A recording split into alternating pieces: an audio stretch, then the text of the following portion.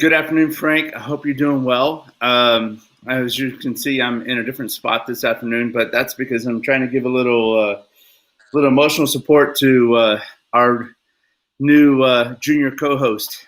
Uh, he's he's kind of whining, so I thought I would give him a little time here.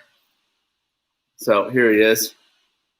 All right. So, anyways, pardon me if I get a little distracted from time to time, but he's kind of a good guy. All right. So welcome everyone to today's episode edition of Everyman BJJ. I'm here with Noah Green. Perhaps our third wheel, Jordan Worth, will be joining us soon. A lot to talk about today, Noah. Maybe our best podcast, video cast that we've done because we have a great topic. There was a UFC fight last night.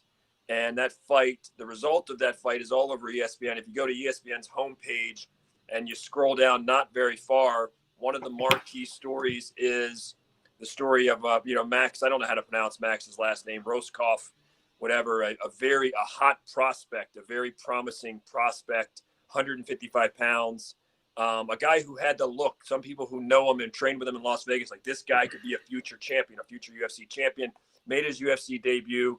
And basically, in boxing, they would call it quitting on your stool. He said, look, I don't have it. I don't want to continue. And for that matter, Max had indicated, I don't even know if I want to fight anymore. It was that sort of drama playing out. And so there's a lot of layers to this. And I apologize to Noah in advance, and I'll apologize to Jordan in advance. I've been in this fight game a long time. I worked at UFC. I've been behind the scenes. I've seen the fighters before the fights. I had free reign when I worked at UFC to go and watch fighters in the moment before the fights, and the energy, the palpability, how visceral it was, where their head was, if they were distracted, how much nervous energy. That was the best part of working for the UFC, other than working closely with Dana White and the great fights, to be up close to those. But my favorite thing, Noah, was always being behind the scenes and to see the fighter in the moments, in the half hour, in the hour, in the minutes leading up to Burt Watson, who was then, the guy who made the trains run on time, saying, it's go time, we roll in. And you heard that battle cry, and you knew, oh man, it's on. There's no turning back. Everything leads to this moment. So I want to really dive in. I apologize, be a little more monologue. We are going to have some Noah, because Noah asked great questions, but I'm going to start off with some monologue, Noah, and then you can chime in as necessary, because you did watch the fight as well. So, for everybody out there, I got my black belt in Brazilian Jiu-Jitsu in 2010. I had the privilege of being one of the first 3,000 black belts in the world in Jiu-Jitsu, probably the hardest martial art hand-to-hand to earn a black belt in, 9 to 13 years of training on average to do that. Robert Drysdale showed me the real jiu-jitsu. This is a guy with a diabolical jiu-jitsu IQ. Robert Drysdale was one of the cornermen. Dewey Cooper, who I know well, was the other cornerman for Max, and Robert Drysdale was one of his cornermen. And so I know Robert well. I have not talked to Robert about the situation. I have texted him. I saw a statement that he issued today on Instagram. But let's get to the larger issue first. First of all, I think I speak for Noah and Jordan and I, where this is not a throw Max under the bus podcast or video cast. So if you're looking for that, we're not going to do that here. Max did something that 99 point whatever percent of the world's population will never do. He made that walk. He's trained his butt off, and he had a moment there. It was in a fishbowl. The world saw it. A lot of media are pouncing on it. People are criticizing Robert Drysdale for the way he handled it. We're going to get to all that, but this is not a throw people under the bus, because I think Noah, and I've known Noah well enough to know that it's easy to sit on your couch and sit there and criticize. It's easy to be chilling, on your computer and say, this guy's a quitter and this and this and that. We're not going to do that here. But I want to, the larger thing here, metaphorically, because what we do on this show, Noah, we talk about a lot of the applications. We use jiu-jitsu.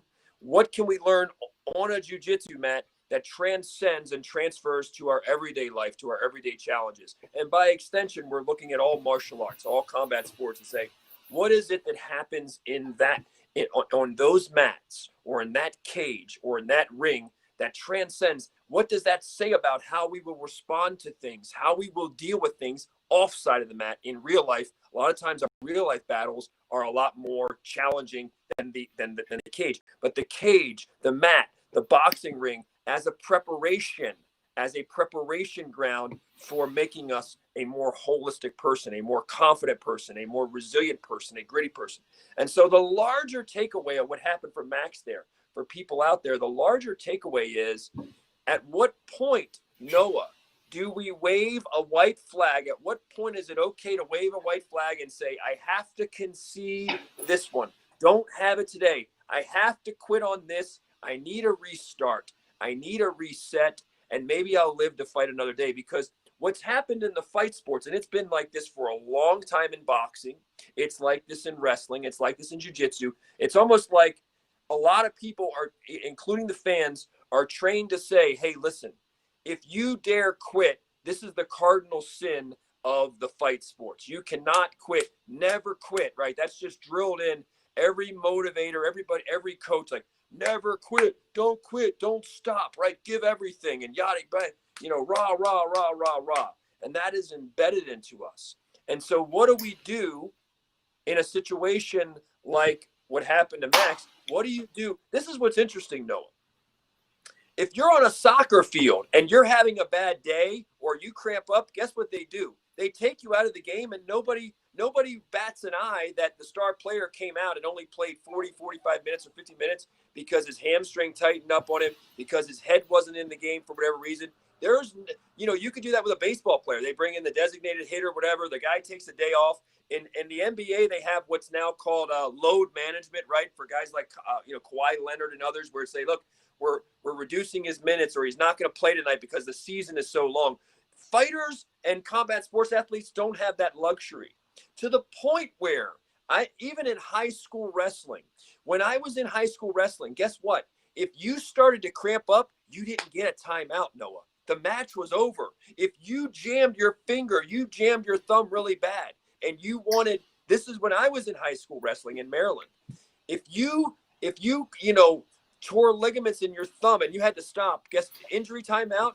That may have changed now. There was no injury timeout. If you had to stop that match, and I remember I had matches in the state tournaments where I remember one time I was in the state tournament my senior year, and I went to sprawl, right? I went to down block. I went to down block to the ground, and my finger went into the mat and bent backwards, and I'm pretty sure I tore some ligaments in there. Guess what? I didn't even say, I had to keep going. There was no such thing as, hey, ref, can I get 2 minutes to check my finger and shake that off? Yeah, you got to keep going. It doesn't happen. And the same thing in jiu-jitsu. If I'm in a tournament and someone arm bars me, right? And someone's arm barring me, and I instinctively go, just for a second. That's a verbal tap. There is no like, hey, you get a second to yell about your knee. You don't get that. You yell about your knee when someone's initiating any kind of aggressive or attacking motion, and it's the equivalent of a tap, even if it's just involuntary. It's a yell. We're that strict. We are that strict in terms of, hey, we are held to a different standard of these other athletes who can go backstage. You're in the NBA, you can hurt your finger. They escort you backstage to go get an examination or whatever. The trainers look at you for 5, 10, 15, 20 minutes, and then you have the option to re-enter the game, right? This is not the fight sports ethos. We hold ourselves to the highest standards of don't quit and of pain thresholds, and it is expected. And in some ways, as we saw last night, it can be unrealistic where you have a guy on a few days, 5, 10 days notice with the COVID situation where training can be compromised, a guy who went out there.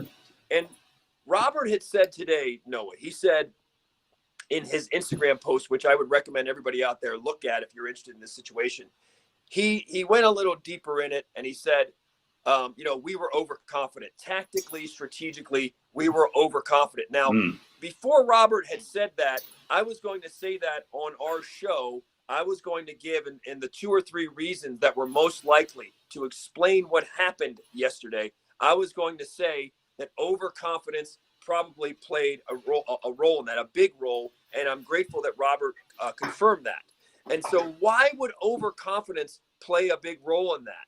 If you look at the fight sports, some of the famous cases of basically no mas, right? That no mas is that phrase that was coined when the great Roberto Duran, who was fighting Sugar Ray Leonard, he got taken to school and he quit on his stool. He said, no mas, right? He's on the ropes, no mas, no mas.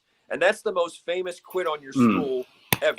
And as awesome of a fighter as Roberto Duran was, Roberto Duran hit like a truck, right? Had those great wars with Tommy Hearns, Sugar Ray Leonard. And of all the things Roberto Duran is known for, he's most famously known for no mas. No mas followed Victor Ortiz in boxing. I'm getting a lot of echo here, Noah. I'll be right there. Hang on. What's going on with that echo? Oh, no, I just got to put this puppy away. He's getting vicious over here.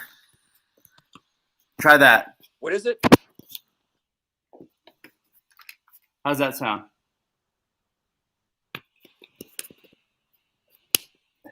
How's that sound?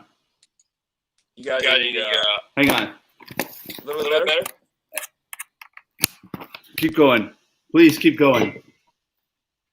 This puppy's just ripping into me. I got to move him away. You got Roberto Duran. You had Victor Ortiz in boxing. You had Jamie Varner, even. People don't remember World Extreme Cage Fighting. Jamie Varner was fighting Donald Cerrone years ago. And there was a fight where a lot of people thought late in that title fight, Varner was the champion. And people thought that Varner wanted out of that fight. And a lot of people said the same kind of thing. You know, Varner said, hey, I hurt my hand or whatever. And people were like, no, you didn't hurt your hand. And even Donald Cerrone said, no, you were scared. You wanted out, whatever. And so these sorts of things tend to follow a fighter. Fernando Vargas once said, and he's talking about Victor Ortiz, because Victor Ortiz had a fight against a guy named, what was his name? Joselito, what was his name? Joselito Lopez. You there, Noah? You still there? Yeah, I'm there. I just muted my side because this puppy was starting to chew into me, so I had to stop. Keep going. What's that? What's going on, buddy? Oh, I said the puppy was starting to chew on me, so I had to put him back in his kennel. You're fine. Keep going. Stay on. There was a fight. So Victor Ortiz. This was a boxing fight. So Victor Ortiz is a second-generation Mexican, right? Mexican-American. And in Mexican culture, just like in fight culture, very extreme. Like, you cannot quit. You're not allowed. I mean, if you're Mexican or Mexican-American and you're fans that love you, if you quit on your stool, if you pull that, oh, my goodness, you're asking to be disowned. Well, Victor Ortiz did just that. I think it was 2011. He fought a guy named Joselito Lopez. Victor Ortiz had come off of a loss to Floyd Mayweather. No shame in that. Victor Ortiz was like 29-2. Had been a WBC world champion. Fights a guy heavily favored against Joselito Lopez. Kind of like Max was favored. Max is this great prospect last night. That's dangerous because when, this is what happened to Victor Ortiz. Victor Ortiz, I think, quit on his stool in like round 9 in that fight. And Max yesterday, the problem is, when you come into a fight, if you go into a tournament and you go into a fight, if you're not ready for what the other person's bringing, if you just underestimate them, Mike Tyson against Buster Douglas in Japan, that fateful night in Japan, right? Taking it easy, partying, hanging out with women, leading up to the fight, not seeing Buster Douglas coming, not realize that, hey, a different Buster Douglas is coming tonight. And Max not realizing, this kid Hubbard, I think Austin Hubbard, whatever his name was, not realizing, man, this kid is tougher. He's more resilient. He hits harder. Just because Max is like this guy who takes people out in the first round, right? He takes them down. He submits them. He does whatever he wants. And I think that was the strategy. Their strategy was, we're going to take him down. We're going to submit him. Well, round 2 comes around. The guy survived. You're tired now. You're gassed. You didn't have a great weight cut, whatever. And you're in the UFC for the first time, and maybe you're seeing deer in the headlights, right? And so you have to show up in the fight sports, man. It's very important. Like, you have to expect the best version of whoever that opponent is. If you don't, that is very dangerous, because when you get someone that's going to dig in and give you everything, and they're going to fight you tooth and nail for everything, if you go into that cage and you're not expecting that, it can be hard in the heat of the moment to get out of that. So sometimes what can happen is you go into the fight. It's not just that you're in the UFC and you're on a big stage for the first time. It's also that you thought this was a great matchup for you. You underestimated your opponent. I think Hubbard was like 1-2 in the UFC, so not a great record. He had been 1-2 in the UFC. He didn't look like a world beater. He looked like a perfect like debut fight for Max. And when you get out there and you're like, wait, this guy's stronger than I thought. This guy's faster than I thought. This guy has better takedown defense or whatever than I thought. This guy hits harder than I thought. And when that happens in a fight, it can be very hard to psychologically, fix that right away. If you're going through that through the fight week and you expect to be in a war, you expect to be in a firefight, now you have time to mentally be prepared and say, well, I expected this to be tooth and nail. I expected to have to dig as deep as I could. I expected to have to give everything. I expected to even be tired, right? And your brain is way better equipped to handle that. So when you underestimate an opponent, it is hard to fix it right then and there. This is the thing where I would also say for Jamie Varner, because this is what's interesting. There's the myth in fight sports, and I do think it's a myth. Once a quitter, always a quitter. Once the fans or your opponents see quitting you, they'll always think, well, there's that button in him. I just got to find that button, right? And the thing is, though, you look at a guy like Jamie Varner. When he fought Donald Cerrone, he was criticized. Hey, he wanted out of the fight, whatever. He was heavily criticized. But the interesting thing is, every time after that fight that Jamie Varner fight, and I'll be honest, I like Jamie Varner, it did look like there was a part of Jamie Varner that wanted out of that nip and tuck fight with Donald Cerrone in World Extreme Cage Fighting. It did look like that, right? And there was the criticism of that. But guess what? They say once a coward, always a coward. Once a guy, once out. Once a quitter, always a quitter. Guess what? You never saw that quit in Jamie Varner the rest of his career. In fact, he was almost always a contender for Fight of the Night. He had a lot of battles, back and forth battles. He was one of those that was able to psychologically adjust. He was able to learn, to dig deeper, to prepare. He got mentally stronger. So it's not like, hey, Max or whoever, everybody at some point, Noah, everybody at some point, like we always say, you've said it before, I've said it, we're all John Jones at something, right? I always say we're all white belts at something or some things. We are all quitters at something. Sometimes quitting is the intelligent thing to do. You're at a point in your life where you quit on your career. Some people out there quit on love. They quit on a lot of things. And sometimes, as difficult as it is, the right thing to do is to quit on something because it doesn't serve you anymore, right? It doesn't serve your life. It doesn't serve your well-being, your peace. And so that, and I'm going to let you speak now that I've done this long while, that is sort of the larger discussion here, Noah, of not just fighting, but of life. It's to say, there's this stigma that you can never quit. And that's a beautiful thing. And I'm going to defend Robert later and say, when him saying to the guy, no, you can still fight. You can effing win this fight. And that's what you want a coach to say. But on the other hand, there is a time to tap out, live to fight another day, or quit on one part of your life and start a whole new chapter, reinvent. There is a time and a place, and that's really the larger discussion here. Is like, at what point is it okay for someone to say, no, fighters, just like other athletes, it wasn't his day. Sometimes it's not the soccer player's day or the NBA player's day, and they pull him from the game, or they send him backstage for the trainer and he's just not able to continue. At what point is there a graceful way for a fighter, instead of being humiliated and being everybody, thinking, oh my God, hide your face the rest of your life, and that's all someone remembers about, like a Roberto Duran or someone like that.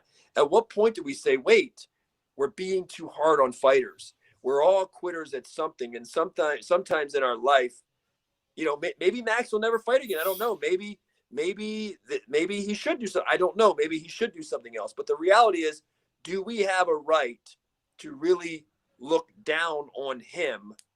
Something that 99% of people would probably have, wouldn't even do. And is there a time and a place? Are we too hard on fight athletes and coaches when it's not their day? when for whatever reason they just because of COVID-19, because of different training sessions, because of a weight cut, because of overestimating or underestimating an opponent, for whatever reason, bro, guess what? Just wasn't your day. You weren't ready for what you faced that day, but you're young, you're 25, and you can grow and you can evolve and you can learn a lot of these things. But will other people let you learn them, or will they hold it up to your face for the rest of your life and say, there's the guy, there's the quitter. There's the quitter. I don't respect you. I don't admire you. You're a quitter. Noah, I've said a lot. Your thoughts on this? You watched the fight. What is your sense of this whole situation? What's at the top of your mind? Okay, first, let me apologize for the distractions earlier in the last 30 minutes. The puppy got, I'm downstairs in another part of the regime here, and the puppy got a little wild. He was starting to use me as a chew toy, so I had to respond appropriately. You quit on the puppy? No. Temporarily quit on the puppy? No. What I did is I had to put him in a better environment because he was just chewing on me and everything else. So by the way, I'll be, I'll be honest. I missed part of that fight, and I did not see that drama unfold. I think it was the first fight of the night. That's why. That was why all I knew is I heard that Robert Drysdale was in there at some point, and that's all I heard about that fight. And I wasn't tuned in to the fights that early. I came in probably the second or third fight on the undercard. But anyways, so what this is a statistical phenomenon. Winston has to say. It's a statistical phenomenon because what you probably should look at is in the Navy SEALs, when they go through BUDS, basic underwater demolition school, they have a bell. And to go into BUDS, and this is just the initial training stage, there's a bell. And they carry that bell with them, the trainers, everywhere they go. You are welcome to go, and at any time, ring that bell 3 times and ring out of training. You are free to do that at any time. In fact, the statistic holds that 90% of those who go into BUDS will ring that bell. 9 out of 10, and only one will remain. There have been BUDS classes where 0 have graduated. They all rang out. And that is a part of a selection process. So if you want to look at this is a statistical phenomenon where 90% don't stay in because the training is a selection process that you get to a point where only 10% remains because of the rigors of training, the psychological and physical tolls it takes. Some guys have broken ankles, and they get rolled back to other BUDS classes, and they eventually graduate. But this is a selection process, and what you saw last night is more of a statistical outlier of the UFC selection process. What I mean by that is, you never see the huge number of those who don't make it to that level and then tap out on a fight. So you're saying just to interject, I'm gonna let you finish this because you're going in a very good direction. This is great stuff. Basically, what you're saying is, a lot of people might have the impression that this is rare, that this is the rare fighter that opts out. And you're saying, well, wait, if you look at the general population, this is the norm. This is overwhelmingly the norm, is that most people quit way before this. And so if you put him as part of this larger pool, you'd say, well, wow, he's still very exceptional. He's still among the last to quit. Because if you factor in all of these other variables and all these other people, he's still he's an outlier within an outlier. He's an outlier in the sense that for him to make it this far and not quit is amazing. But then he's an outlier within the sport where very few guys, especially with his potential, him looking like a future champion, ring the bell. Go ahead, continue, Noah. Good, great stuff here. Yeah. So this is more of if you just step back and just see this as a rare event where a competitor got to that level of competition, and he rang the bell during a professional event. Most fighters, you will see a lot of fighters ring that bell. You ring that bell through weight cutting. They will say, "I just can't go anymore," or they will look further out, or they will tap. They will give up in the fight, in the sense where they will not push ahead in the fight. So there's a bit of there's a few questions that will. So you're saying that there are more acceptable ways to quit. There are other ways. There are ways that we consider in the fight sports. This is considered a more acceptable way to quit or wave the flag, and this is considered a way. No, you could have taken a lot more damage. No, I'm not saying acceptable, or I'm not giving a value. No. I'm saying you're noting that perception exists. That you're not endorsing it. You're saying you're noting that the perception might be that some people would say, well, it's okay if you tap out. It's okay. The weight cutting thing, you had trouble with your weight cut. Those are in general, we look upon those as acceptable ways to sort of wave a white flag or say it couldn't make it. And then, but a lot of times I'm talking about general public, we would look at it and say, well, if a guy quits on his stool, that's just not the right way to go about it. That would be a popular view, I guess. Hey, I'm saying it like this, okay? Let's say there are different ways to ring that bell. And the more common ways you see are the hidden ones where it's not so truthful. It's not so honest. In terms of guys will quit by not pushing their body in a fight, and they will just they'll stop working, and the referee has to ask them to work. They're only asked to work 15 minutes a couple times a year. And now, obviously, there's you're living with constant preparation for it. But what I'm saying here is, as far as ringing that bell, and I'm talking about the metaphor, the metaphor of quitting, and he may not realize it at that time, but he's quitting in a sense that it's going to be harder for him. He's put further back in the selection process now, and he would have to definitely prove himself much more. There's much more to overcome. But what I'm saying is, he was very honest. He was very honest with himself. I think much more honest about the way he expressed his resignation than fighters who miss weight. Fighters who just don't work during that 15 minutes and stall, or the fighters who quit in terms of they give up a position when they have it in them to push harder within that fight at that moment. They only know, and they know their own truth. They're not. It's those guys. Who was that great fighter we just saw recently that just kept fighting, and his corner had to throw in the towel, or should have thrown in the towel, and many would say. What's his name?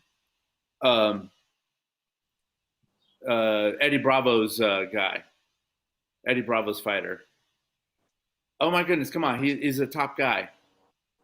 He just got beat by Justin Gaethje. Do you remember what I'm talking about? Maybe you don't.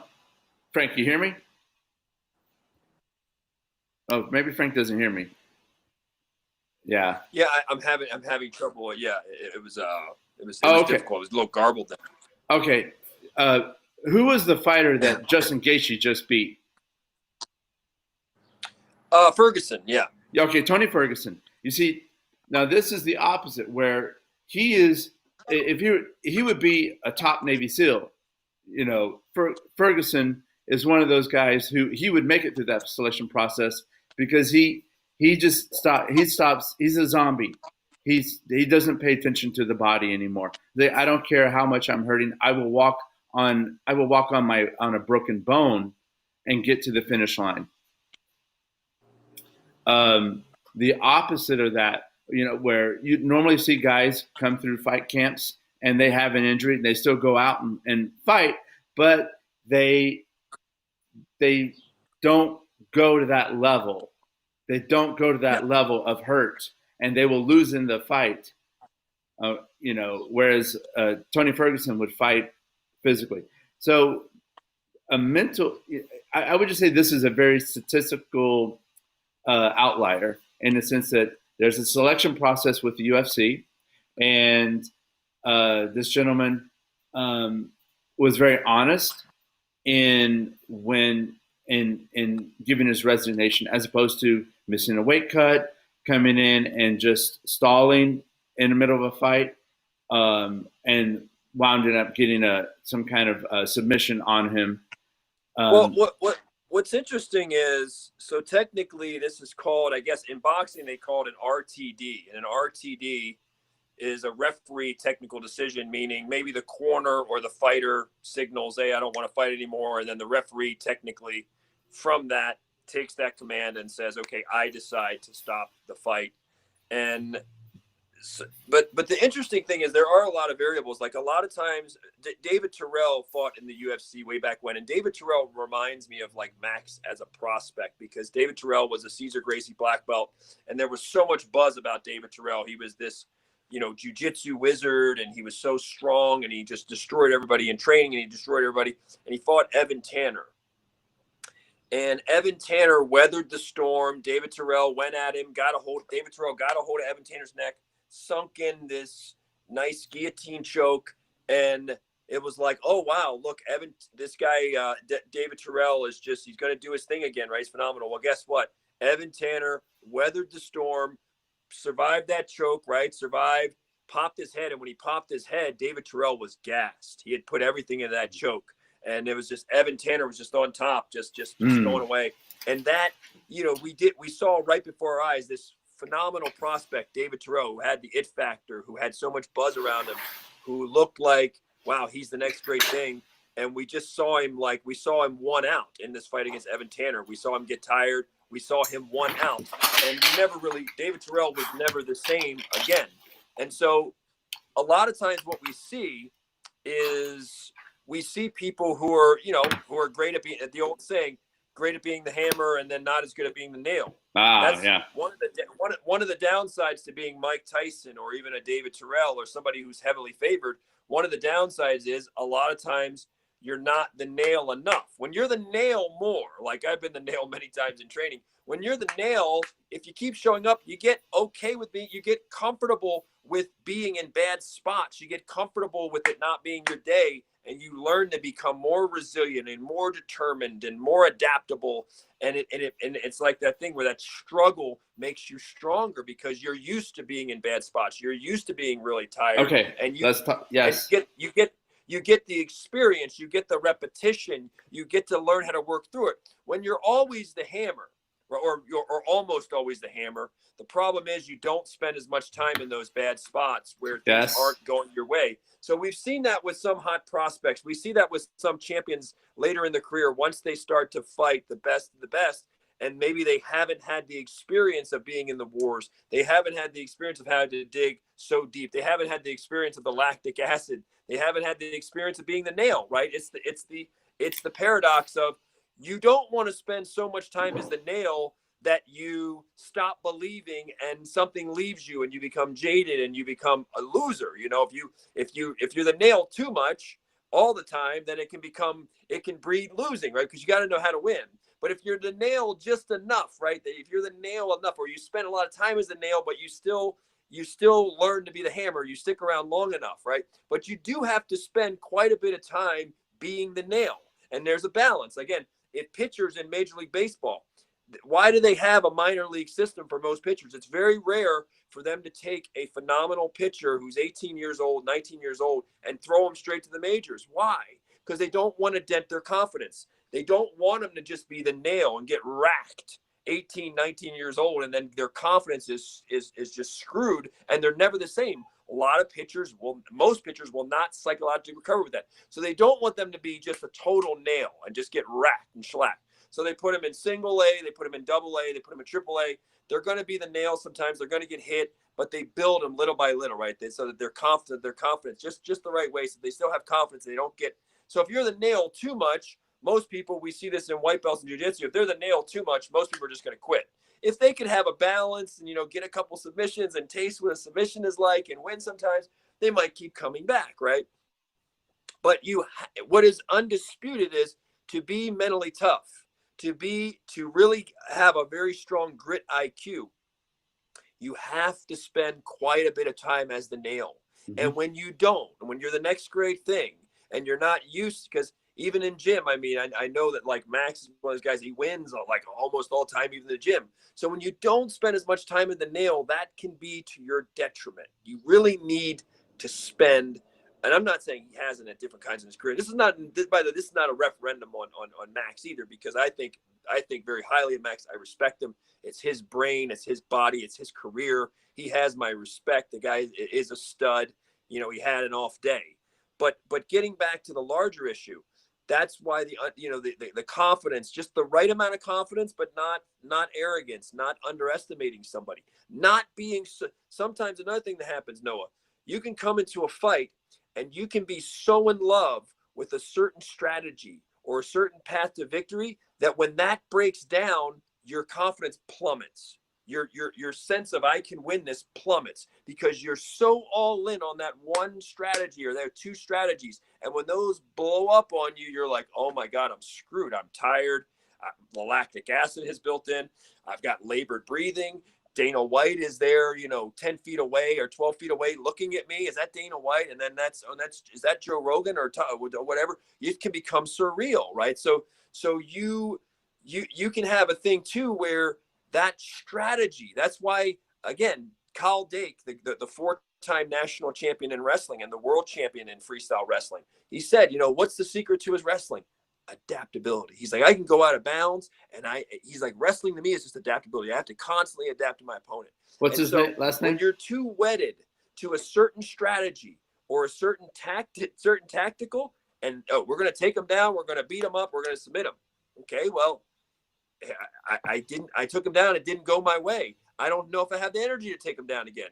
And if I couldn't submit him and take him, when I had all my energy, now I don't have it.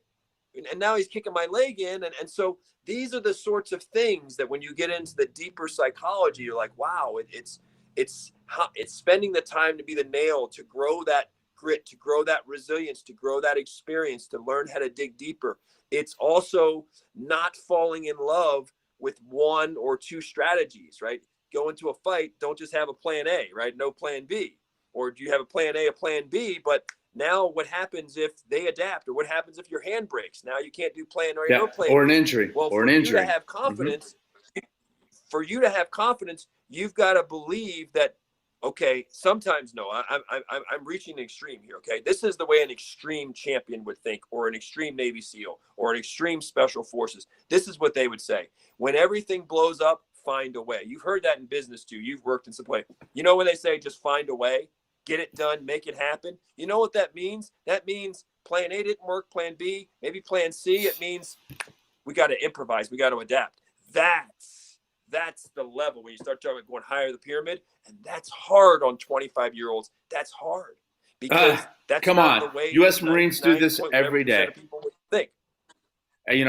My fellow Marines, what we're taught in boot camp. You're breaking up a little bit, Noah.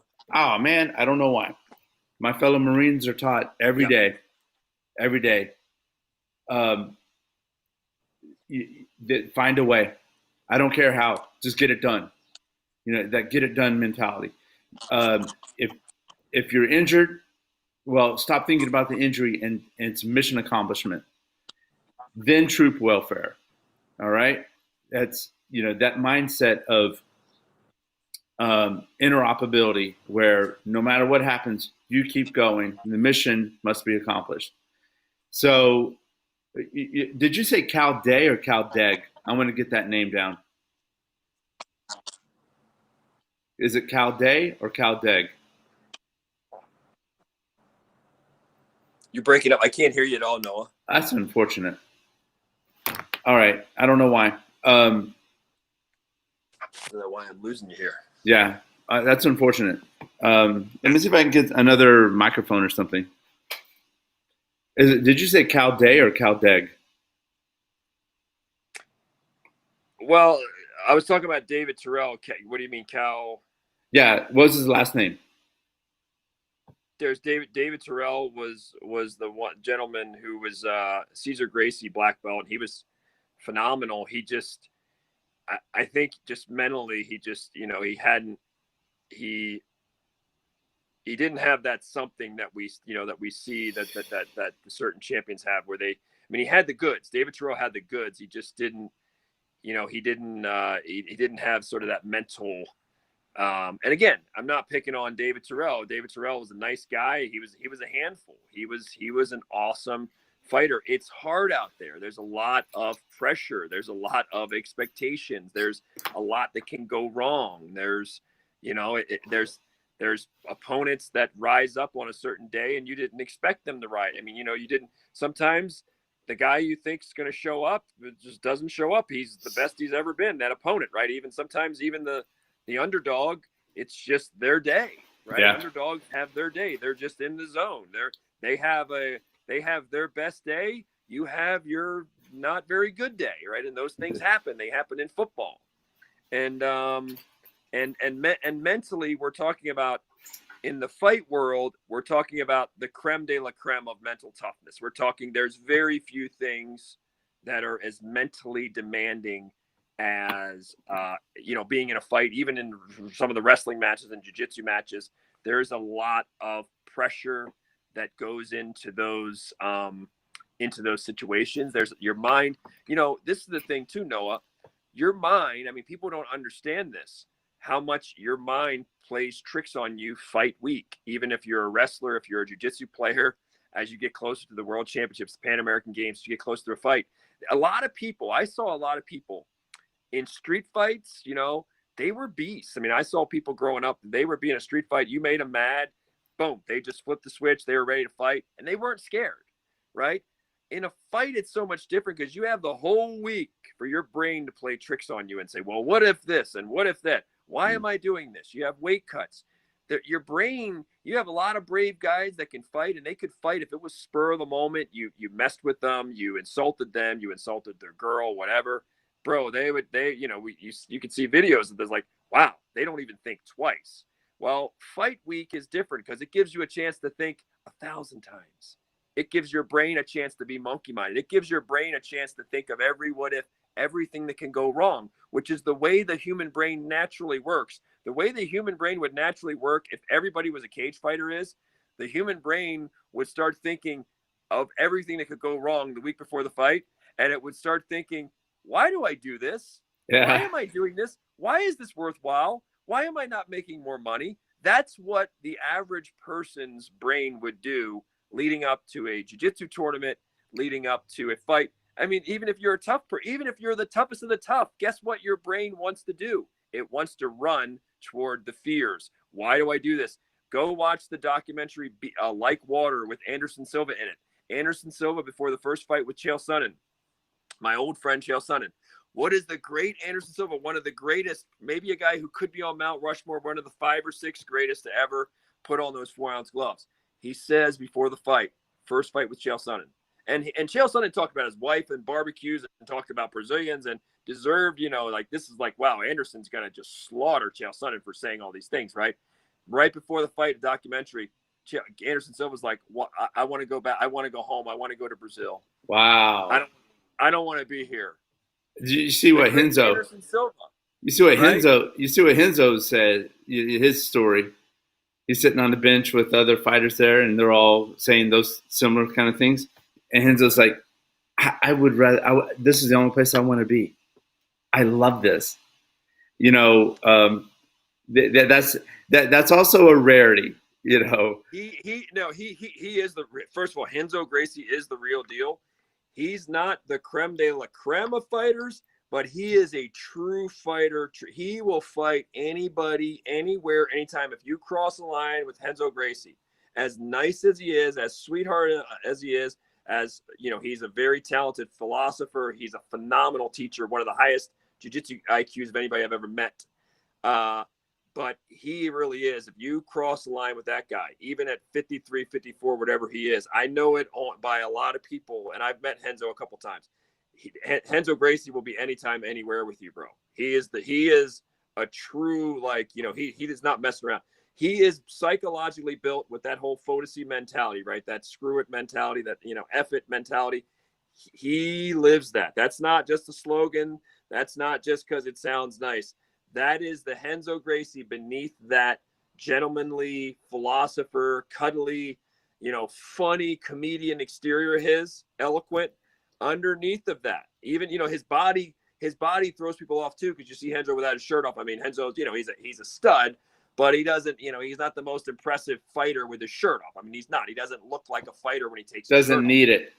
No. Doesn't need it. But if you cross the line with that guy, he is going to go. He is psychologically wired in a way that even most fighters are not psychologically wired. So yes, he is that. He is Fodacy personified. But again, to the point, most people aren't. The vast majority of people are not, and that's normal, right? So everybody has.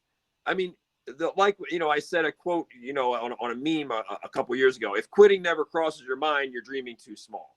Everybody, if you spend 10, 20, 30 years in the fight sports and combat sports, at some point, I don't care how tough you are, quitting does cross your mind. It might be training, it might be whatever, but then there are usually, this is the thing, Noah, like you said, there are ways for people to quit. There are even ways, like there are hidden ways or whatever, but it's rare. It's really the rarest of the rare who will just not stop. But sometimes them not stopping can be bad for their health. It can be bad for their brain health. And so the question for last night, what was interesting is, so Robert Drysdale, my mentor, has been criticized for the way that he handled, which I think is ludicrous, by the way, but for the way that Robert handled, you know, at the end of that second round. And Max is like, I don't got it. I want out. I don't want to do this, or something to the effect of, I don't even know if I want to do this again, right? And Robert is sitting there, and I imagine that Robert was caught off guard, because you don't expect that from your fighter. You especially don't expect that from a fighter who people are like, there's a buzz about him, and people are like, bro, this guy could be a handful for even the champions. He's on that trajectory, right? He has the look. He's a 5-0 prospect. He's annihilating people. You hear about all the stuff he does in the gym. Drysdale loves him and is talking, this is the greatest guy I've ever had, you know, whatever. And so there's all those expectations. Now you're sitting at the end of round 2, and you're like, and you hear that come out of your fighter. That's got to be, I imagine that's a big curveball. Like, well, wait. And so Robert's mentality is like, no, you push through it, you find a way, whatever. And so he uses some curse words too, to try to wake his fighter up and say, dude, that's not who you are. This is what we got to do. You know, you're going to go out there, you're going to take him down. And so for him to be criticized of that, it's like, I mean, if you're a coach, it's always your job to get more out of your athletes. I remember I interviewed Dan Gable years ago. It's like, it's always your job to get more out of your athletes and to know your athlete. Every athlete's different. If you're running a kids class and you have a 10-year-old that's not wired in, you know, a Dan Gable way or a Robert Drysdale way or a Frank Forza way, then you understand that. You might not ask that kid to do the 100 push-ups, right? You might not be barking at that kid. But when you got someone like a Max, who you think is a special athlete, especially, you know him and you've seen what he can do and you've seen him in the gym, you know, that's the way you would talk to him, like, Max, I don't want you to wake up. That's what you want from your coach, because you know that your fighter is going to wake up tomorrow and the next day and the next day. And you know, you've seen how much fight there is in him. And you don't want, you're trying to push the right button. You're thinking, dude, I've seen you. I know what you're capable of. You're not that guy. You're not that guy. And so for Robert to be criticized, like, that's what a great coach, that's what a world champion, for a guy like Max, and where Max said he wants to go, and where Max is built for, and what a lot of elite fighters are, you don't want to coach you. Oh, you said you want to quit. Okay. Imagine that. Imagine the alternative. Robert's like, right. Okay, no problem. Hey, ref. Now the other thing is this. So my point is this: Robert Drysdale did what he did what he would want a coach to do to him. Robert Drysdale did. If I was in that predicament, I've never fought in a cage. But if I was, I would want my coach to say to me what Robert Drysdale did if I was in that same situation. And furthermore, it should be irrelevant because the referees are within earshot and they're paying attention to what's going on in the corner. You have referees, you have ringside doctors. There are plenty of other people than to put that at the feet. They put that at the feet of the coaches. Like the coach has some special power. The ultimate authority there are the ringside physicians and the referee himself and the fighter. The referee could easily just come over and say, Max, are you sure you want to whatever? Do you want to continue? They do that when the fighter gets eye poked or kicked in the groin or some sort of incidental foul or kicked, on the ground, whatever, when, an illegal kick or something and the fighter's woozy. They do that. That is a conversation that can happen. So Robert Drysdale did what you would expect a coach to do. There's no room in my mind to criticize him for that. The larger question would be, should the referees just come over there and have a conversation with the fighter? And the other conversation is the fighter's first reaction going to stick? In other words, let's imagine this for a second. The possibility that Max had said, stop the fight. I don't want to do this anymore. Right. And then Robert says, no, that's not who you are or whatever. And then Max is like, all right, I'm going back out there. I'm going to find a way. Let's just imagine that happened.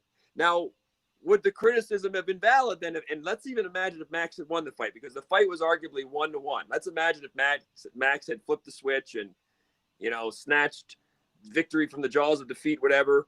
And then they would say, oh, Robert Drysdale was a master for whatever. I mean, anything can happen here. Sometimes someone's first reaction could be, I want to quit. I mean, you've probably had moments in training where you're like, there are people that are like, I want to quit, but they hang on for 30 seconds and they finish the round or whatever. And they're thinking, well, damn, I was thinking about quitting during that thing, or I was thinking about tapping, even though like a pre-tap, how they say some people tap from pressure. You've heard that, right? Like, I've tapped from pressure. Yeah. Some people tap from pressure, right? They don't have to, but they tap from pressure. Well, sometimes let's imagine you're underneath of some beast at Renzo Gracie's academy, and the pressure is immense, and you're like, on my jaw. God. Yes, on my jaw. And I'm like, my teeth are going to pop. You can barely breathe. Mm-hmm. And so you're thinking, bro, I want to tap from pressure. But let's imagine how many times it occurs to you to tap from pressure or to pre-tap to something you might be able to escape, but that you don't actually tap. There's plenty of those times too. There's plenty of times where you think to do things and you don't actually do them. There's times where I think, the shoulder here, right now, is injured because of my unwillingness to tap. Yes.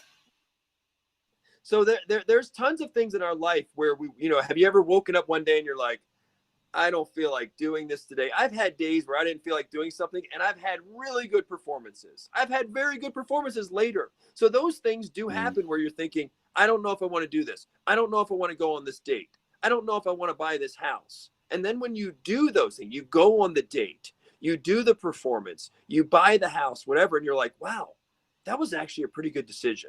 That happens a lot in our lives, right? We can have moments of doubt. We can be on a stool and you can have a moment of doubt where there's a song by The Cure. If only I'd thought of the right words, I might have held on to your heart. If only I thought of the right words, I might have held on to your heart. I would have held on to your heart.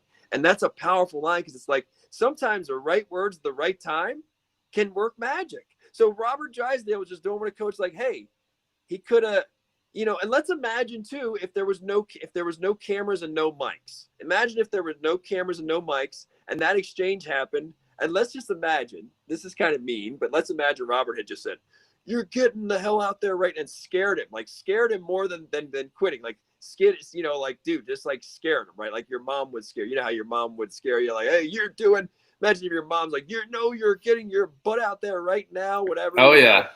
And guess what?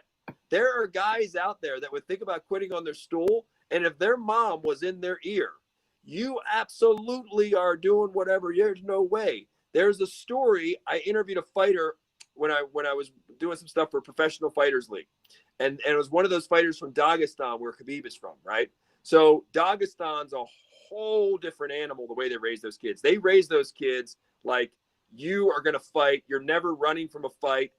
If you get your butt kicked, You go fight the kid the next day. Like, they are warriors. They raise those kids as warriors. And there's plenty of stories. One of the fighters was telling me, I think it was Georgie something, whatever. And he was in Dagestan. He told me the story of when he was a kid and he lost the fight at school. And his dad, he came home to his dad and said, "What happened to you?" "I did it." "Did you win?" "Nope." Dad goes down the street, finds the other kid, knocks on the door, boom, boom, boom, boom, boom. And Georgie's got to fight him. Right? Yeah, it sounds like the South, by the way. In the South, we have Dagestan. We have Dagestani mothers and fathers. Now, for those people out there, I am not saying that this is the way. I don't parent like that. I have a kid. I have a son. I'm not advocating this. I'm just saying that in our lives, there are plenty of moments, things like this, where some fire gets lit, the right words, something from mom, something from dad, that looks mean and looks cruel, but it's a kick in the butt that serves us well and wakes us up. There are plenty of things in our life. You and I are old school. We come from old school. There are things that are cruel, that can be very cruel, that are inhumane, and there are some things that are kicks in the butt that actually spur people to better performances, and they go to their coach or their mom or their dad or whatever, and they say, "You know what? Thank you for that kick in the butt, because I didn't think I had more. I didn't want to keep going, and I did, and you taught me that I can go further than I thought." That's a coach's job. So Robert Drysdale was doing what a coach does.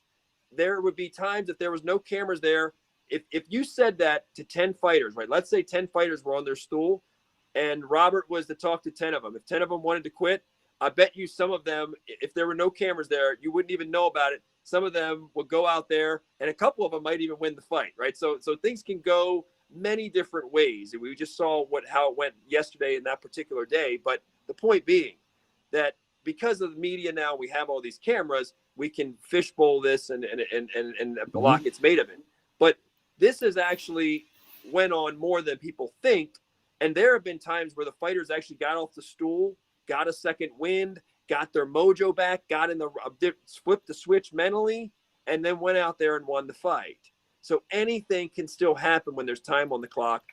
But the larger thing here is stopping the fight should be up to the referee and the fighter.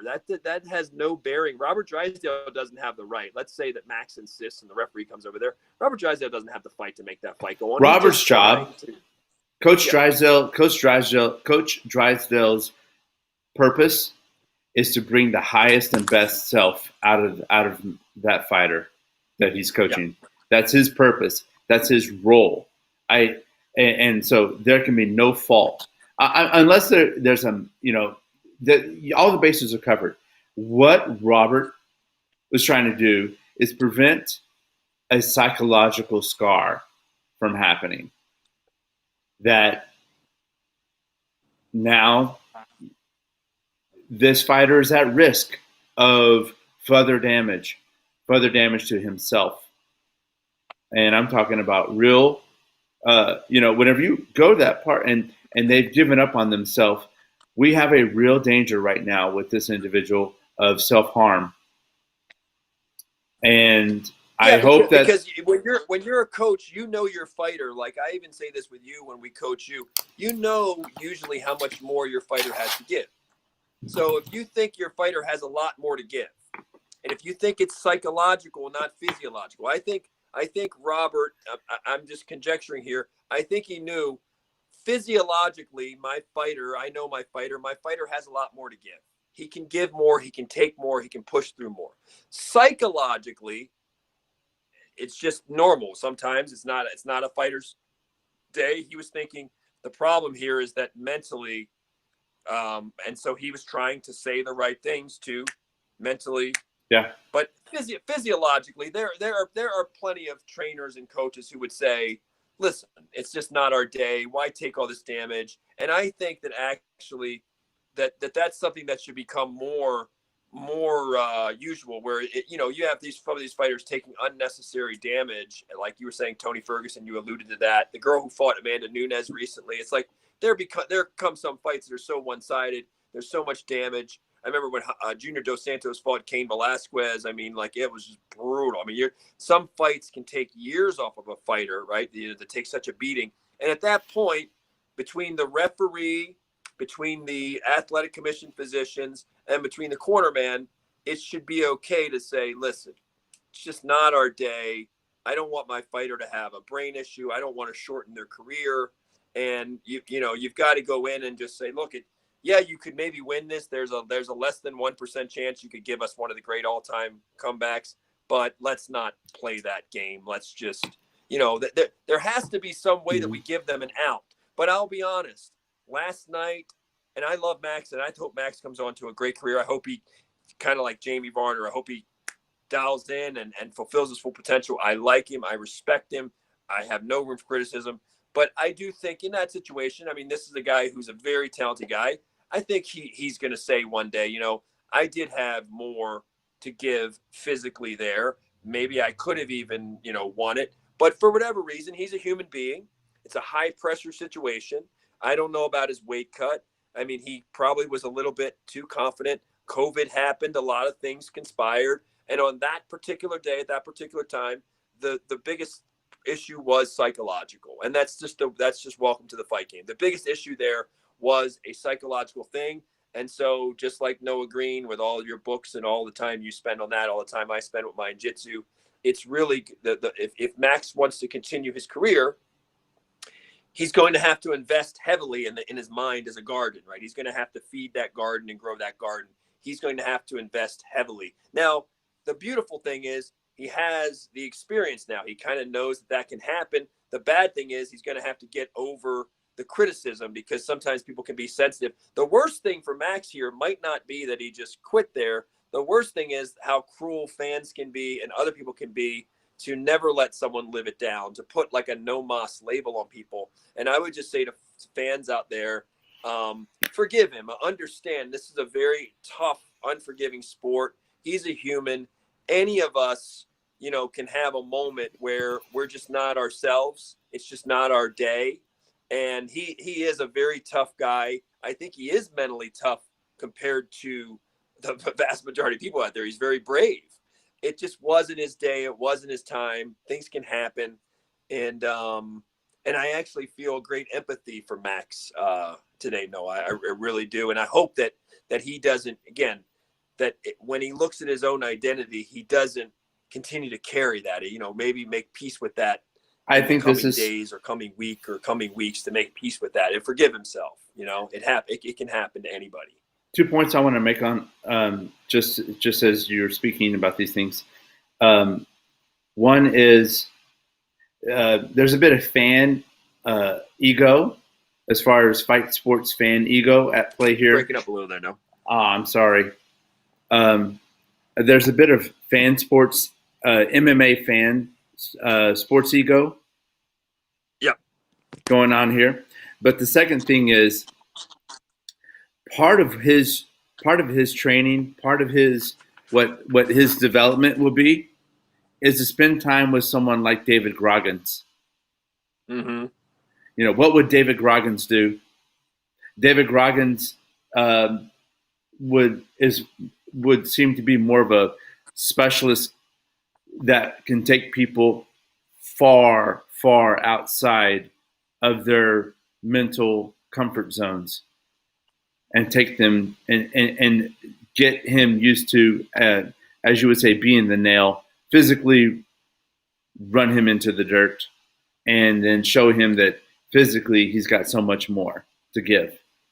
We have so much more to give physically, and the mechanism in our brain to protect ourselves is that is psychologically what is at play here.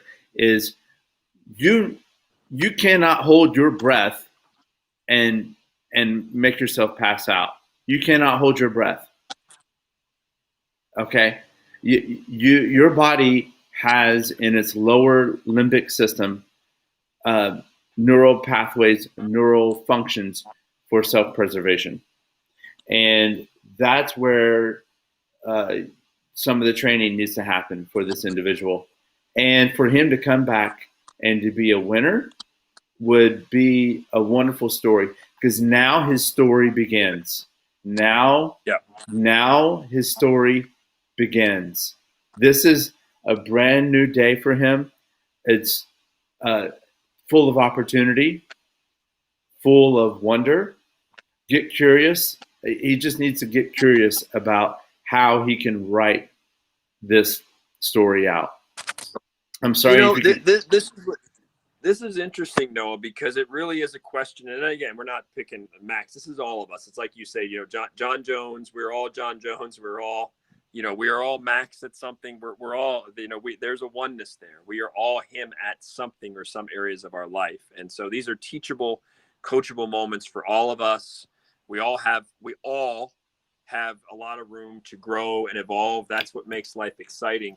But what's interesting is, um, this is a moment for him too to say, you know, do I really love this? Because just because you're really good at something, just because you're awesome at something, doesn't mean that you love it. It doesn't mean that the juice is worth the squeeze. Sometimes the juice is not worth the squeeze. It's just not worth it because your heart is really not in it. Mm-hmm. And so this moment for a lot of people, and I've had these moments too. I've had these moments in my life where I had egg on my face, where I felt humiliated, where I felt like I never wanted to show my face because of X, Y, and Z, right? Where I didn't want to forgive myself, where I didn't want to forgive myself, where I felt like people were saying something bad about me, or they're talking smack about me, or, you know, you're not wanted there. Whatever you feel like you've done in a situation where it's like, oh, I'm just not wanted there again. I can't show my face again. I can't live that up. And the question becomes, do you love something enough to endure the low moments, the moments of humiliation, the moments of what other people think? And that's the thing for him. And we all face that. The larger thing for all of us in our life is when you really love something, you'll be willing to go through the fire. You'll be willing to have egg on your face. You'll be willing to look stupid. You'll be willing to say, they're saying that about me, but this is what I do. This is who I am. We got to work through it. I got to keep showing up. I got to create new chapters. I got to create some other moment that defines me. I got to outdo this. But that's really where he is. That's where we all are at different points in our life, is like, there's a chance to ask ourselves, when you have those low points, how much do I love this? Is the juice worth the squeeze? And if it is, then guess what? If you really love something, then you've got to be, well, it could even be a marriage. It could be a marriage, people out there. You've got to be willing to say, I'm willing to go through the humiliation. I'm willing to go through the fire. I'm willing to look stupid. I'm willing to have egg on my face. It's worth it. The juice is worth the squeeze. Yeah. And that's what I see in this situation. And that's what I see in my own life. And you say, because that's the thing. Life, I mean, well, who was it who said it? Like, you know, I think it was Steve Jobs. And I said this at my TEDx, and I didn't know that Steve Jobs said this, but I was listening to some Steve Jobs, and he's like, you know, life's going to hit you upside the head with a bunch of bricks, right? You know, and I in my TEDx, I was like, life's going to hit you upside the head with a steel chair. It's going to kick you in the nads, right? And that's what it's going to do. Mm-hmm. And you got to find something that makes it worth, like, okay, I just got hit with the baseball bat, the bricks. I got kicked in the nads. I got salt thrown in my eyes, and I'm feeling stupid. And I feel like I should never show my face there again. And you're like, no, but I love it. That's who I am. And you find the courage. You got egg on your face, and you're just like, okay, I got to clean the egg off my face. I got to go apologize. I got to show my face there again. Or I love this woman so much. I can't. It doesn't matter. And you still, so your love is tested. This becomes a referendum on your why, on how much you love something. And that's what I see in this situation. And that's what I see in my own life. And that's the beauty of these situations is, Max and those of us that are in these own situations in our own lives, we're going to find out, do I love this? And if I don't, that's okay. What do I love? What can I look at? What can I aim at and say, well, that's going to be worth it. It's worth, because that's another question. We talk about the why here, right? Your why. Again, I always say, what will you suffer for? What will you bleed for? What would you die for? What would you shave years of your life for? This is a perfect example. Are you love the something enough to look stupid, to have people say things about you? Do you love it enough? And if you don't, then you're in the wrong place, and that's okay. You just got to find something different to aim at. This is not the thing to aim at, you know? So this is the beauty of these moments in our life, Noah. These are gut check moments. These are crystallizing moments that show us do I belong here or do I belong somewhere else? Do I need to reinvent myself? Is there something else inside of me that's deeper that I really should be doing? Am I doing this for the right reasons? Am I doing this because of the money? Am I doing this because I'm good at it? Am I doing this because whatever, other reasons? Or am I doing this for a deep reason? When you are willing to look stupid and dumb, right? People forget, this made me thinking of Dana White. Because, Dana White, it's interesting to see the perception of Dana White, who defended Max yesterday, by the way, who defended him. People can go watch that press conference. He's like, look, everybody says this, nobody wants to get in the cage, right? People say this, and that was basically Dana's message. And Dana even explained like his own boxing background, where he thought he wanted to be this pro fighter himself. And and Dana has a lot of heart, but he realized after a lot of the intense training sessions, everything, look, and he saw other fighters. He's like, I don't want to be that fighter at 35 that didn't make it, that whatever. And he said, I wasn't built that way that a lot of these really good fighters are. And I realized that. He tapped out on his own fighting career too, and he talked about that yesterday. But the other thing people don't know about Dana White, because they see him, Dana's probably worth $600-700 million now, maybe $750 million. He's worth a lot of money. Very powerful man, very instrumental, him, the fighters, the Fertittas, in getting the sport off the ground. What they forget is in those early years when the UFC was very maligned, when it was on its deathbed, when politicians hated it, when it was a death sport, when those of us that liked it had to hide our face because, your girlfriend thought you were violent or something because you loved UFC. If you told her, well, I love this cage fighting, your girlfriend, her parents were like, he's violent. He's secretly an axe murderer, right? Well, there were years where Dana White, he told me this personally. There were years where Dana knocked on so many doors. He was trying to get pay-per-view deals. He was trying to get executives to sit down with him. He got so many doors slammed in his face, man. So people have no idea that's that. I'm talking, it was a daily slap in his face. Like, no, can I please get 5 minutes with you? It was like the salesman out there who's cold calling and who needs a deal, can't get a deal, baby needs diapers. And it was like, who are you? You're nobody. Get out of my face. He told me this himself. There was so much of that. And people don't see that now because they see your success. They don't see your struggle, right? They don't see when Dana White, when he wasn't sure, when he was thinking, I'm going to lose Frank and Lorenzo's money. Maybe I'm not the right guy. Maybe I'm in over my head. No, but these guys won't talk to me. These guys, what am I going to do? He had so many moments like that. And what's the point? What kept that guy going when it wasn't apparent?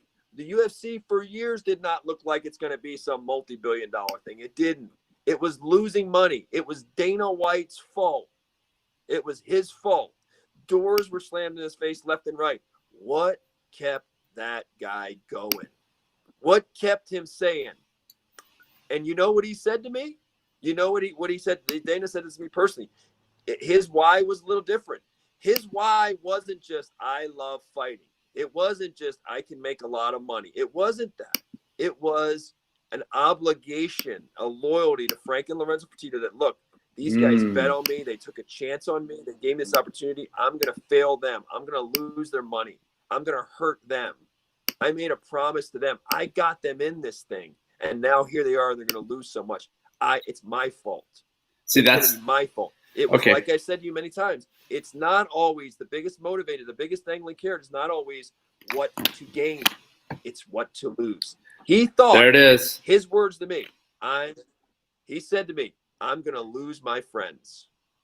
I was scared I'm going to lose my friends. Not only going to lose their money, I'm going to lose their respect. I'm going to lose their friend. I'm going to lose their friendship. And this was an amazing thing at the time when I was at UFC too. This was amazing. Part of the power of the leadership of Frank and Lorenzo Fertitta and Dana White was this. It wasn't just the money, whatever. It wasn't just, I'm working at UFC. You didn't want to disappoint them. That was an amazing thing, how they got the best out of you, how they got you to work long hours, get on a lot of airplanes. They got you to do that because you didn't want to let them down. That's a big part of the Navy SEAL culture that you were talking about earlier. Huge thing in the Navy SEALs. Those guys would rather die than let the guy down, the teammate down next to him. than that guy lose his life or he gets seriously hurt because of something they did. Those Navy SEALs are wired. We talk about their why. It's like, I would rather die than let my team down or do something to get these guys hurt or get them maimed or get them whatever. That was really the Dana White why with the Fertittas. That's why he looked stupid. He got so much rejection. It was crazy. He got so many bad headlines. And he still kept coming because it was like, well, I value their respect. They bet on me. They believed in me. I don't want to let them down. I don't want to lose their friendship. Navy SEALs, I don't want to let the guy down next to me. My swim buddy. To them. Mm-hmm. Yes. My swim buddy. So these are the things where we talk about. It's not always just what to gain. What to gain is a wonderful motivator. But a lot of times the deepest motivator, the deepest why is, what will I lose? I'll lose the woman I love. I could lose. What if I let her down? What if I lose her? These Navy SEALs next to me, these Frank and Lorenzo, these guys that changed my life, that believe in me, who I love so much, like brothers, who see something in me, and I'm going to let them down. Letting your own kid down. The thought of letting your kid down is probably a bigger motivator for most people than I want to put my kid in nice schools and I want my kid to turn out to be a success. The thought of letting your kid down and seeing the look is probably a bigger motivator for most parents. Well, first off, happy Father's Day, Frank. Thank you, brother. I think that now that we've dissected this topic pretty well, now you're hitting onto something which is we've gotten into a point of toxic shame, the toxic shame factor, and being vulnerable. It's this is the gut check where there's purity in this sport, as in you're the only person that's going on that mat to compete. You know, I wanted to compete at Masters this year in August, and then everything went haywire. Well, I've got next year to work for, and for me putting that out there, hey, I want to compete again. It's been too long. Now it'll be 9 years since I've competed. You know, it's been a long time. I don't want to let my coaches down. I don't want to let my crew down. And I will make myself vulnerable. You know, I will make myself vulnerable to get there, to do that, to accomplish. And I think that what Max's, you know, that phenomena that has occurred here is also one of avoidance. He was stripped down to the point where he can have an honest conversation about his why. And he hadn't had that opportunity to have that with his coaches along the way about his why.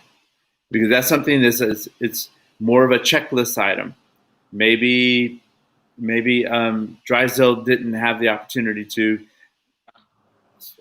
or he got a misread on Max's why. You know, why are you doing this? Or maybe he got that answer in a low pressure environment. But you're a little garbled there, champ. Dang, that's unfortunate. I went through to make sure I had all my windows closed on this laptop. Unfortunately, but I think that you cannot fault Robert Drysdale at all. He's there to bring out the highest and best self. This is on the fighter in the moment to make a decision, but now is the time for him to rebuild. The fear of loss. We're talking about 25-year-old, and we say a 25-year-old man, but when you're 25, you can still have elements of a kid. I mean, I know that may sound like, let's imagine if his coach was 60. Let's imagine if like Emmanuel Stewart, who worked with 30-plus boxing world champions, who I had the privilege to interview, and that's who I had quoted Emmanuel Stewart in my TEDx talk, where I talked about ego. And, you know, if you had a, you know, Gus D'Amato or an Emmanuel Stewart and they were coaching a 25-year-old, no, they call him a kid. They'd call him a kid because there's still elements of them professionally. They're professional fighters, but they haven't had enough reps. Usually they're still, not everybody, but the vast majority of them, they're still kids of a sort. They're going to make mistakes. They're going to do stupid things. They're not going to be mature and everything. We expect everybody, all our athletes, we put them in a fishbowl. We put cameras and recorders in their face, and we expect them to be saints and say all the right things. It's like they're still immature in a lot of ways, right? They're still psychologically immature. They're going to do boneheaded things. They're going to go to clubs and do boneheaded things. I mean, we're very hard. I mean, people forget how quickly people forget when they were 25 or they're 25 now, and how, like, this is the thing, Noah. We're in a time where everybody is complaining about a lot of things, some of them valid. I mean, a lot of things valid. We do need big changes. We do have a lot of broken systems in this country. People complain about everything. People look for like 24/7, complain. And not enough people are looking inward and saying, okay, let's complain about me and let's blame me and the way I do things. I just would think in this time and place, like, because that's the takeaway I take from this whole situation, even with what happened yesterday. I just look at it and I say, I am Max in these ways. I am white belt at something. How can I improve? I've got my own challenges with why, and I've got my own still at my age. I'm very mature, but we've all still got areas where we're immature. You know, some people are strong at this, or they're weak financially, or they're immature at these things, but they're very fantastic at these. And so it's just really looking a lot at the end of the day and say, what can I learn from this situation that where I have a similar situation in my own life? Because if I look at my own life and I say, well, there's still things that are messy. There's still things that are complicated. There's still things that are not, that there's a lot of room for improvement. So it's really just looking at these situations and saying, instead of blaming everybody else and saying, okay, what's my big takeaway from this? You know, we're talking about Dana White. We're talking about, you know, fighters. We're talking about when's the right time to cut ties from something and quit on something, right? And start a new chapter or whatever. I mean, even when we say quit, there's a point at which every fighter has to say, I can't fight anymore. And that's very hard for fighters because of they don't quit. We see a lot of fighters that stay too long because they need money, but also because they're the last to know. Like Chuck Liddell, who I love, who I've met, who I've been on airplanes with, who's phenomenal to me. But, you know, a guy like that, you gotta kind of force quitting on him because he won't quit. You know, he's a never say die kind of guy, and you got to protect him from himself. It's like, it's ingrained in some of these greats like Evander Holyfield, Chuck Liddell. They're the last to know sometimes, like, I can't quit. It's just not in them. And even when their skills are diminished, even when their brain is taking, you know, a good many shots. And it's really a larger discussion with ourselves and say, okay, what is worth really fighting for and embarrassing yourself for and going through things for and having people talk smack about you and you still keep showing up? What's worth that? Well, what's a time to say, you know what, I don't love this as much. This doesn't serve me. The juice isn't worth the squeeze. It's really getting the wisdom to look at our lives and say, when is the right time to quit? When is the right time to walk away from something? And when you do you have to apologize to other people? Do you owe anybody an apology when you decide, for your reasons, your deep reasons, I'm walking away from that. I quit on that. I don't want any more of that. That doesn't serve me anymore. And do you have to be apologizing to people for that? You know, because that's a lot of times the hardest thing. It's not just people walking away. It's that there's such a stigma for quitting. It's like, I mean, think of all the people who come to jiu-jitsu class and they don't keep coming. Like, do they owe me an apology when I see them on the street? Like, do they? I mean, like, hey, you were coming to my class for a month and you quit and you're the white belt that quit. I mean, maybe it's just not for them, you know? Right. Maybe Their there's why is not that. It's not there. Yeah. The why, it's not for everybody. And if it was for everybody, it will lose its value.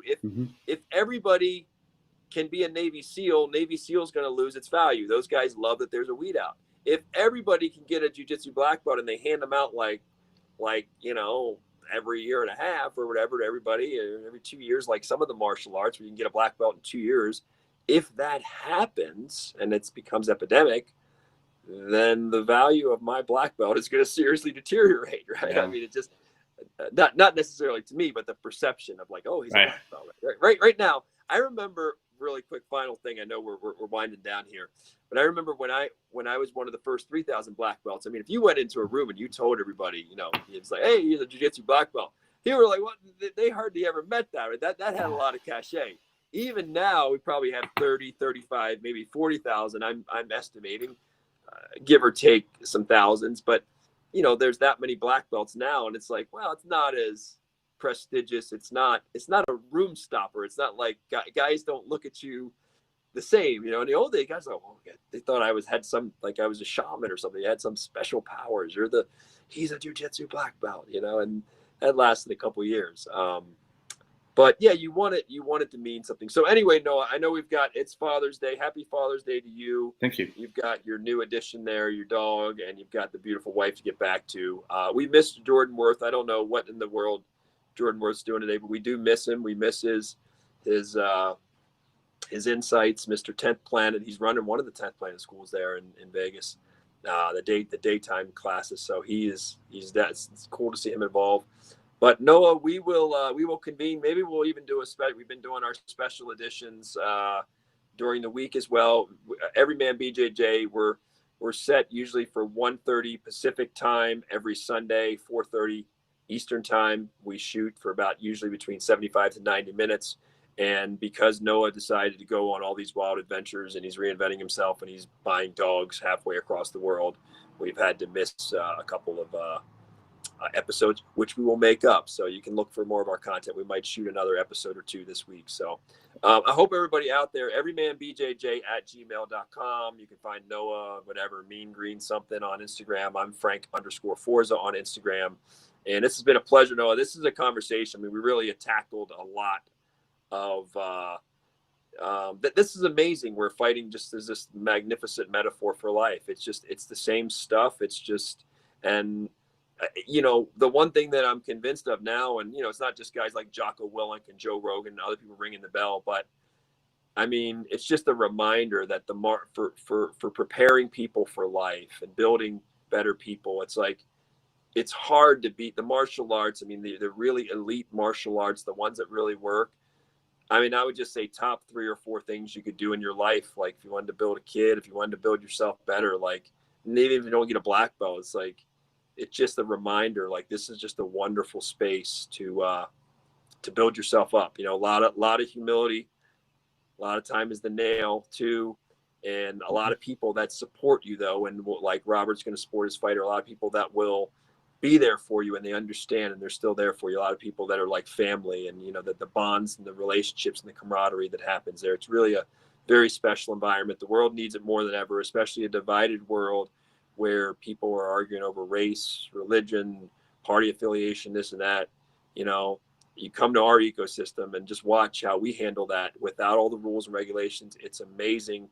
It's a fantastic place. And that's what this podcast is all about. So I hope everybody has happy Father's Day out there. I'm speaking for Noah Green and myself, Frank Forza. Have a great day and be blessed. Take care. We'll see everyone soon. Bye. Thank you. Bye, Noah.